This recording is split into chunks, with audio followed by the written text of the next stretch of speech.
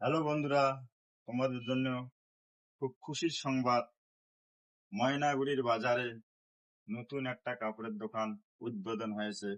দোকানের নাম সাইদ গার্মেন্ট। তবে এখানে সবকিছু কম দামের মধ্যে পাবেন। যেমন